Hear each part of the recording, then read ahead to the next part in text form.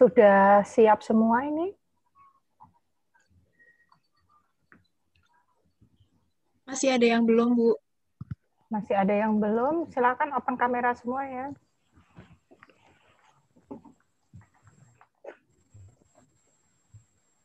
Baiklah, saya mulai saja ya, karena waktunya Zoom kita terbatas, hanya 40 menit. Assalamualaikum warahmatullahi wabarakatuh. Waalaikumsalam warahmatullahi wabarakatuh. Waalaikumsalam warahmatullahi wabarakatuh. Baiklah, Waalaikumsalam warahmatullahi wabarakatuh. hari ini kita akan memulai perkuliahan mengenai pengantar bisnis. Saya share screen dulu. Oke. Sudah bisa terlihat semua? Ya, Bu. Oke. Ya, Bu.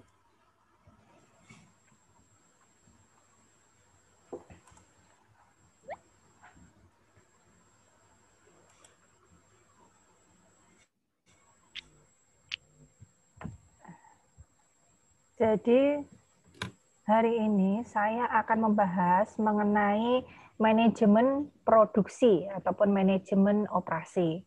Jadi di dalam hal ini manajemen produksi ya seperti halnya perusahaan manufaktur, yaitu pengelolaan suatu proses ya di mana sumber daya itu manusia atau mesin ya digunakan untuk menghasilkan barang dan jasa. Jadi kita melalui proses produksi ataupun proses konversi. Ini dari kelas apa ini? Pendidikan akuntansi atau apa ini? Pendidikan Pendidikan akuntansi. akuntansi. Oke, pendidikan akuntansi. Jadi nanti kalian akan diajari lebih detail pada saat nanti kalian ya kuliah di akuntansi biaya ataupun akuntansi manajemen. Ya, jadi ini untuk perusahaan manufaktur. Manufaktur itu apa sih, Bu? Ya, manufaktur itu mengolah ya dari bahan mentah ya, kemudian menjadi barang setengah jadi ya, menjadi bahan jadi itu adalah manufaktur. Jadi serangkaian tugas yang digunakan ya sumber daya untuk memperoleh suatu barang dan jasa. Oke, next ya. Sumber daya. Sumber daya apa sih yang sebenarnya digunakan dalam suatu proses produksi? Tentunya kita memerlukan SDM ataupun sumber daya manusia. Maka dari itu, kalau kita ingin memanajemen suatu sumber daya manusia, kita tentunya membutuhkan suatu karyawan yang terampil. Ya, tentunya memerlukan ya identifikasi tipe-tipe karyawan apakah yang akan kita terima pada perusahaan. Ya, jadi karyawannya harus terampil. Ya. Kemudian upah ataupun bonus itu juga harus kita perhatikan sesuai dengan tingkat kemampuan ataupun job description. Ya. Kemudian sumber daya apalagi setelah SDM? Sumber daya bahan baku ya. Jadi bahan baku ini juga merupakan sumber yang digunakan dalam suatu proses produksi. Entah itu bahan baku dari kayu ya, dari apapun ya, beras itu juga bisa dijadikan bahan baku, tepung ya, kemudian diolah menjadi tepung dan lain sebagainya. Ini merupakan bahan baku. Kemudian sumber daya lain yang menunjang antara SDM dan juga bahan baku yaitu ya ada gedung ya. Gedung untuk usaha, kemudian ada mesin dan juga perlengkapan. Oke, tentunya dalam hal ini manajemen produksi akan lebih efisien ya jika dalam menentukan jumlah atau ya bahan itu tepat. Kemudian pembagian sumber dayanya juga tepat ya. Kemudian pembagian tugas ya dari masing-masing lini ataupun masing-masing job description itu juga harus benar. Nah, inilah maka manajemen produksi itu akan lebih tepat dan juga efisien. Oke, next ya. Kemudian hubungan manajemen produksi dengan nilai perusahaan ya. Tentunya perusahaan harus memperhatikan ya manajemen produksi. Jadi kita harus tahu jumlah SDM yang digunakan dalam perusahaan itu seberapa besar. Kemudian jumlah mesin yang dipakai ya dalam perusahaan itu juga harus kita pertimbangkan. Kemudian jumlah persediaan ya. Kalau perusahaan manufaktur pasti mempunyai persediaan. Begitu pula dengan perusahaan dagang itu pasti punya persediaan. Ya. Jadi di mana ya akan menghasilkan output ya ataupun luaran dari perusahaan. Kalau outputnya bagus ya, maka penghasilan perusahaan pun akan meningkat. Kalau penghasilan dari perusahaan meningkat, tentunya akan menambah nilai lebih dari perusahaan. Kalau perusahaan itu mempunyai daya jual yang tinggi ya, maka nilai perusahaan pun juga akan naik. Nah inilah hubungan manajemen produksi dengan nilai perusahaan. Semakin bagus manajemen produksinya, dia bisa menghasilkan ataupun output ataupun dia bisa menjual dengan optimal, maka nilai perusahaan pun juga akan meningkat. Paham ya sampai sini? Ada pertanyaan? Tidak ada? Oke. Menggabungkan sumber daya untuk produksi. Jadi kita harus bisa menggabungkan sumber daya ya melalui produksi, melalui apa ya? Pos kerja. Nah, ini bagaimana pekerjaan di mana satu karyawan atau lebih diberi tugas khusus karena dia memiliki suatu keahlian tertentu. Kemudian ada pula jalur produksi. Jadi urutan pos kerja di mana setiap pos kerja ini dirancang untuk mengerjakan tahap khusus dari proses produksi, ya. Jadi harus ada istilahnya. Kalau nanti kalian belajar mengenai akuntansi biaya, jadi kalian harus bisa ya memanage jadi masing-masing per departemen. Apakah itu departemen produksi, ya? Apakah di situ ada departemen penjualan, ya? Ada lagi departemen misalnya bagian gudang, ya?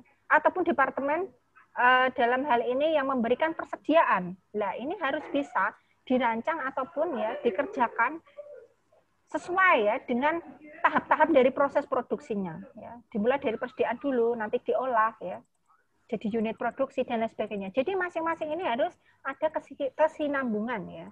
Oke, next ya. Kemudian keputusan penting dalam suatu manajemen produksi. Tentunya ya kalau kita mempunyai manajemen produksi yang baik ya, kita harus pintar memilih lokasi. Lokasi yang strategis pasti akan memberikan suatu keuntungan tertentu. Kemudian kita harus bisa memilih rancangan dan juga tata letak. Ya enggak? Kemudian ada pengawasan produksi. Jadi produksi ini harus bisa diawasi.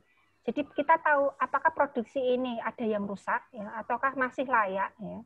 Dan lain sebagainya. Ataukah produksi ini misalnya kalau kita memiliki nilai yang tinggi, tentunya barang produksi yang dihasilkan pun juga harus baik ataupun bermutu. Oke, next ya. Memilih lokasi. Jadi ini nanti bisa kalian baca sendiri kalau ini slide-nya sangat banyak ya.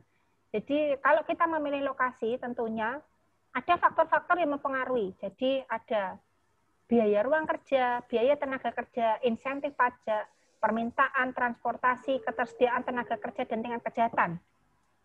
Nah, ini juga harus bisa dalam memilih lokasi harus kita pertimbangkan. Ya nggak mungkin kamu mendirikan perusahaan ya di hutan belantara, kecuali kalau kamu memang dalam hal ini kamu mengelola suatu kayu ya atau apa, memang kamu harus tinggal di sana, ya nggak masalah. Berarti kan dia sudah mempertimbangkan ya faktor-faktor yang mempengaruhi apa. Atau tingkat kejahatan ya tentunya kalau tingkat kejahatan ini juga harus dipertimbangkan juga ya apakah lokasinya itu rawan atau tidak. Nah, ini juga sangat penting karena apa? Untuk keamanan karyawan dan juga pemiliknya. Kemudian evaluasi kemungkinan lokasi. Jadi di sini ya ada matrik ya, matrik evaluasi ya, nanti bisa kalian pelajari sendiri. Nanti kalau saya jelaskan nanti bisa sampai lama ya.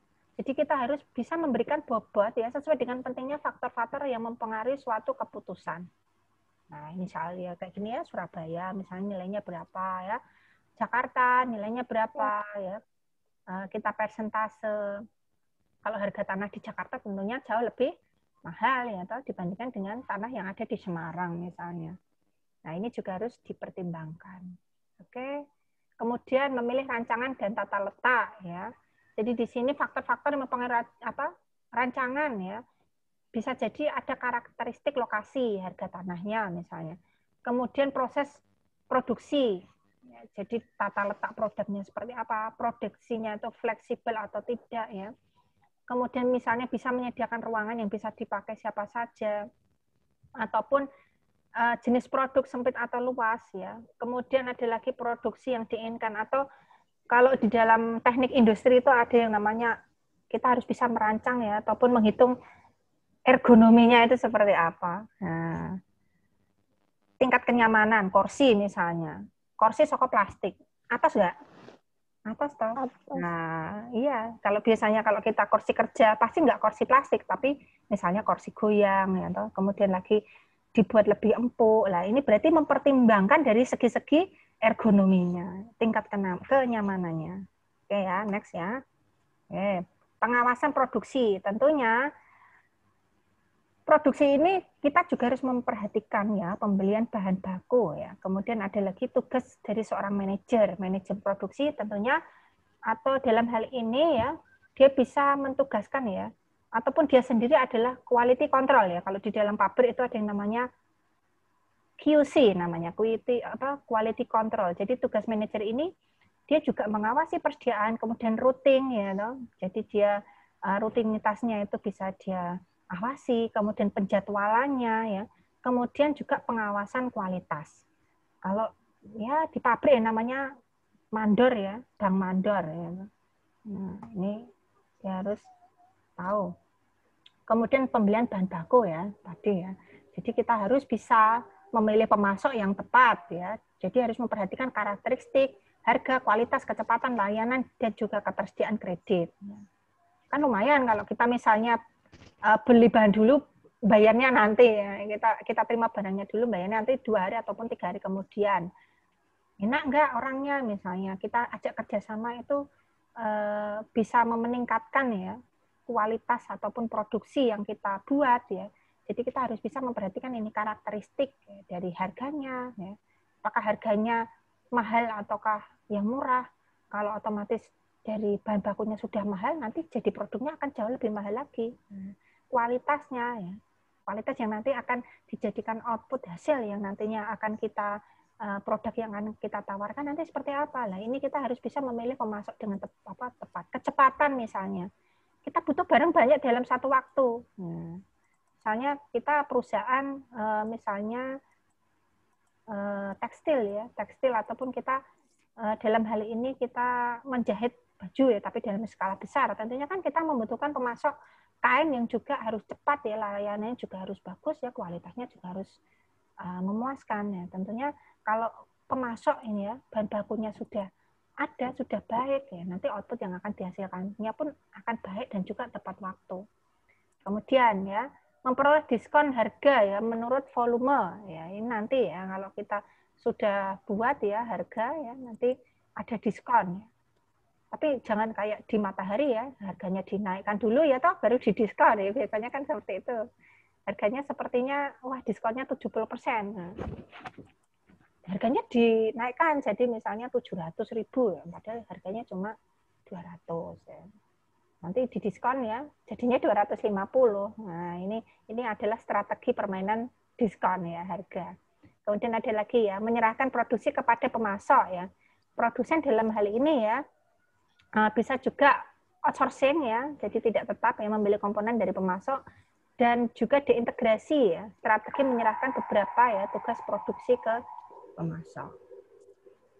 Oke ya. Pengelolaan persediaan ya, tentunya di sini ada proses mengelola persediaan yang meminimalkan biaya sehingga membutuhkan manajemen yang tepat. Jadi di dalam hal ini kita harus bisa mengawasi ya persediaan bahan baku. Ya. Jadi tekniknya di sini itu seperti kita kuliah ya dalam akuntansi biaya ataupun akuntansi manajemen.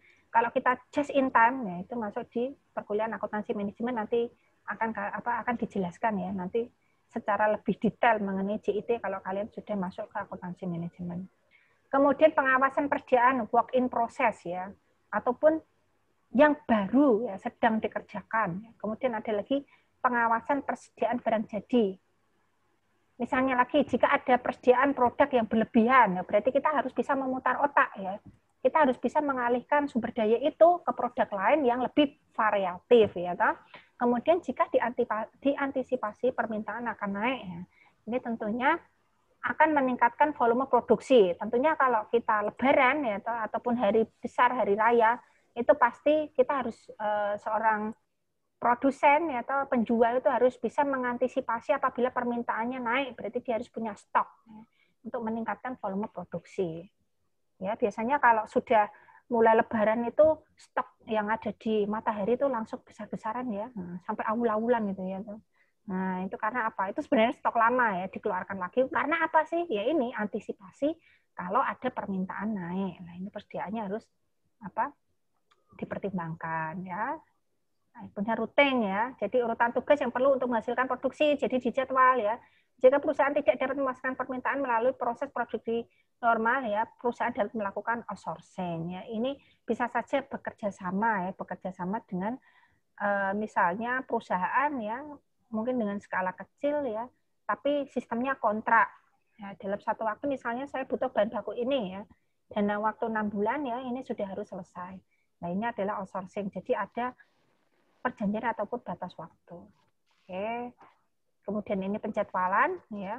Nanti bisa dibaca sendiri ya ini ya. Nah, next saja. Nah, ini juga ya. Jalur-jalur kritis mengenai urutan tugas produksinya seperti ini. Nah, ini lagi ya, ada pengawasan kualitas ya. Tentunya di dalam manajemen produksi ya kita harus bisa memberikan ya pengawasan tentunya agar perusahaan ya memiliki istilahnya pengendalian ya. Jadi proses untuk menentukan apakah kualitas produk ini memenuhi kualitas yang diinginkan atau tidak. Nah, ini harus diawasi ataupun disupervisi. Nah, ini ya pemilihan letak perusahaan ya. Ini nanti bisa kalian baca sendiri. Oke, next. Ini juga ya cara menentukan ya. Ini berarti berdasarkan kuesioner ya. Ataupun secara kualitatif ya. Berarti perusahaan ini melakukan riset terlebih dahulu ini dalam menentukan suatu lokasi. Kalau perusahaannya sudah besar, berarti dia harus riset terlebih dahulu. Nah, ini juga ya. Lokasi ya. Kemudian lagi ya. Nah, ini juga ya penetapan lokasi ya menurut Alfred Weber. Nah, ini ada 2 faktor yang mempengaruhi. Nah, ini ada 2 faktor mana ada biaya pengangkutan, biaya tenaga kerja. Jadi harus bisa diklasifikasikan. Tapi ini tidak terlalu penting ya. Nah, ini tidak usah saja kita. Nah, ini langsung aja. Nanti ini kalian pelajari sendiri ya. Oke, langsung next saja. Nah, ini memperbaiki kualitas dan efisiensi produksi. Nah, ini. Nah, seperti dalam istilah akuntansi manajemen, nanti kalian akan mempelajari suatu total quality management atau TQM ya. Jadi TQM.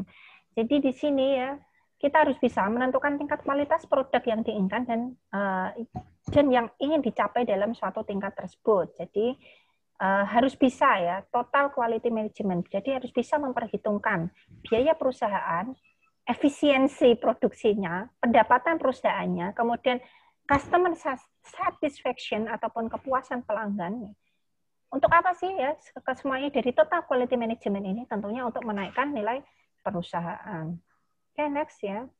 Nah, ini TQM. Pentingnya TQM ataupun Total Quality Management ini banyak sekali ya digunakan oleh para perusahaan-perusahaan, tentunya perusahaan pada skala yang besar ya. Jadi TQM ini menekankan ya pada pentingnya perusahaan mengukur kualitas dari sudut pandang konsumen. Jadi di dalam hal ini ya kunci dalam memperbaiki suatu kualitas. Nah, ini sangat penting ya, memberikan pendidikan dan pelatihan kepada siapa? Manajer dan juga karyawan, agar mereka unggul dalam bidang tugas mereka. Kalau orang akuntansi, ya berarti dia di-training mengenai masalah akuntansi. Ya, bagaimana cara membuat laporan keuangan yang baik, yang sesuai dengan standar. Nah, ataupun sesuai ya dengan perhitungan.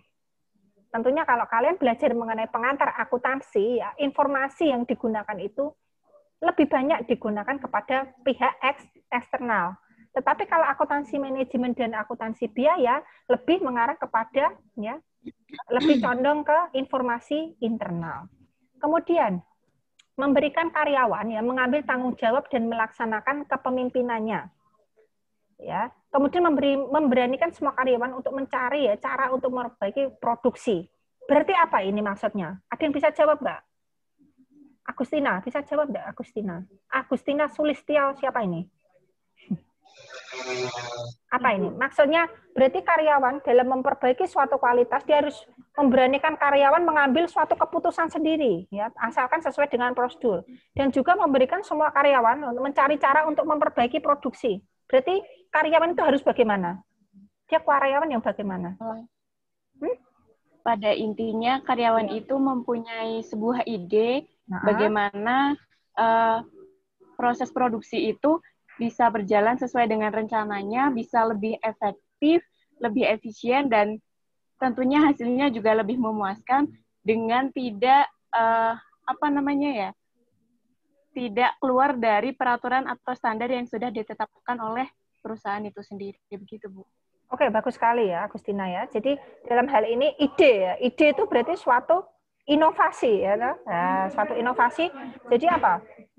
Berarti kalau kita mempunyai karyawan yang cerdas ya, dia pasti akan pandai berinovasi. Tentunya apa? Agar apa? Agar kita memiliki keunggulan yang kompetitif ya. Karena apa? Kalau kita hanya itu saja yang diproduksi, nanti customer ya jadi bosen ya, toh. Nanti customer satisfaction-nya nanti tidak bisa kita dapat secara maksimal. Nah, kayak gitu. Jadi kalau misalnya nih ya, toh, HP ya. HP itu kan banyak sekali variasinya ya, variasi dari HP yang nantinya akan perusahaan itu harus bisa berinovasi. Ini suaranya siapa ya? Tolong di-mute terlebih dahulu ya. Nah, ono pring, perang, plung, ini siapa ya? Adiknya ganggu ini pasti. Nah ini ya. Jadi sampai lupa ya. Saya tadi sampai mana ya? Ya inovasi ya, kembali ke inovasi. Jadi seorang karyawan harus punya inovasi ya. Karena apa? Kalau tidak ada inovasi nanti bosen. Produk yang dikeluarkan jadi tidak memiliki keunggulan yang kompetitif ya. Atau sekarang Nokia aja sudah tidak laku ya, atau tidak ada sekarang di Indonesia. Kita jarang ada Nokia ya. Sekarang yang lebih ngetren itu kan Samsung dan HP-HP dari China ya. Ada Oppo ya, HP saya itu Oppo. Kemudian ada lagi Vivo ya, Vivo dan lain sebagainya. Lah ini kan apa? Karena berangkat dari inovasi. Yang dulu HP itu cuma seperti pisang kayak gitu toh, sekarang yang bukaan kayak gini ya. Sekarang nanti beralih yang kecil kayak gini ya. Dulu sih saya punya Siemens C55 ya. Sekarang sudah berubah lagi ya toh. Dulu masih ada keypad-nya. Kalau sekarang keypad sudah tidak laku ya. Sekarang pakainya touchscreen ya. Nah ini karena apa? Karena adanya inovasi. Ya jelas ya sampai sini ya. Oke, sekarang ya. Total Quality Management. Siapa sih penemu pertama kali dari Jepang ya? Total atau apa ya namanya saya lupa ya. Ada rantai ya, rantai produksi itu juga ada, itu juga dari Jepang ya. Jadi program untuk meningkatkan efisiensi ya dan mutu produksi dengan membiarkan karyawan untuk mengambil lebih tanggung jawab dalam semua proses keseluruhan. Jadi awalnya itu dikembangkan ini, Edward Deming ya, digunakan secara ekstensif di Jepang ya. Tujuannya untuk apa sih? Meningkatkan kepuasan pelanggan ya, dengan adanya TQM. Oke, langkah-langkah TQM ya toh. Berarti TQM itu pasti outputnya adalah kualitas ya, tingkat kualitas yang diinginkan, tingkat kualitas yang ingin dicapai, dan juga tingkat pada kualitas kontrolnya. Kalau ini bisa ibaratnya menjadi satu rantai yang value chain ya, atau rantai nilai ya yang baik, maka outputnya pun akan jadi lebih maksimal. Nah ini, jadi TQM dan tingkat mutu yang diinginkan. Ada definisi kualitas ya, kemudian sumber daya yang dibutuhkan ya, permintaan produk, dan juga tingkat kualitas yang diinginkan. Nah ini ada mengorganisasi ya, menggunakan bahan baku yang bermutu tinggi ya, kemudian melatih pekerja untuk meningkatkan mutu kerja. Tentunya kalau pekerja ini menjadi lebih kompeten ya harus diberikan istilahnya training, pendidikan ya. Jadi ada perusahaan yang memang menyekolahkan pekerjanya sampai S2 atau mungkin S3, ataupun dia belajar mengenai riset ya, riset pasar dan lain sebagainya. Lah ini apa? Untuk melatih pekerja untuk meningkatkan mutu pekerjanya. Kurang 10 menit lagi ya, toh. Sudah diingatkan ini sama Zoom ya. Nah ini TQM dan berdasarkan tingkat mutu ya. Ini bisa kalian baca sendiri ya nanti ya. Nah, ada lagi benchmarking, ya, 2 jalan untuk mengevaluasi capaian suatu efisiensi. Benchmarking, jadi evaluating performance by comparison to some specific level, benchmark. Jadi kita harus bisa membandingkan, ya, ada benchmarkingnya ya, dari perusahaan satu dengan perusahaan yang lain. Jadi ini terkait dengan riset.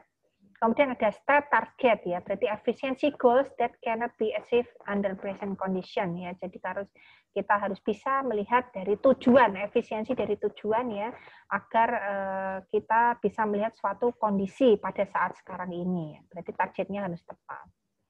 Nah, ini ada lagi peningkatan efisiensi menggunakan teknologi, ya toh. Zaman dulu kalau kita mengolah sawah itu pakai sapi, ya toh. Nah, ini juga jadi lama, ya, karena ada teknologi baru, ya, kita meningkatkan efisiensi. Jadi kalau kita memakai mesin, ya tentunya akan lebih cepat. Kemudian skala ekonomis, ya, pengurangan biaya melalui peningkatan volume. Nah, ini. Kemudian ada lagi restrukturisasi ataupun penataan ulang ataupun pengurangan ukuran, ya. Lagi kadang nek regane murah, dulunya kayaknya coklatnya kok banyak ya, sekarang jadi berkurang, ya. Kamu tahu Jerry Cocoklatos enggak? Dulu waktu pertama kali keluar itu coklatnya banyak, ya. Sekarang lama-lama kok menjadi sedikit. Nah, ini mungkin ada restrukturisasi.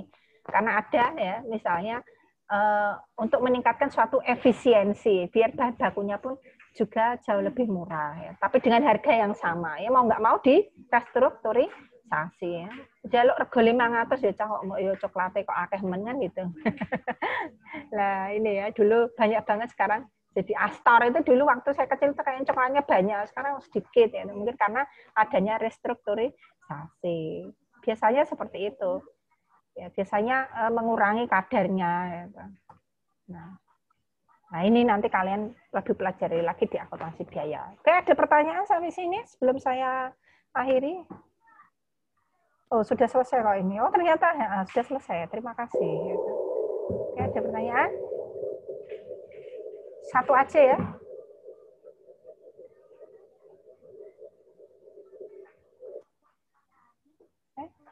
Dapat ditanyakan mengenai manajemen produksi?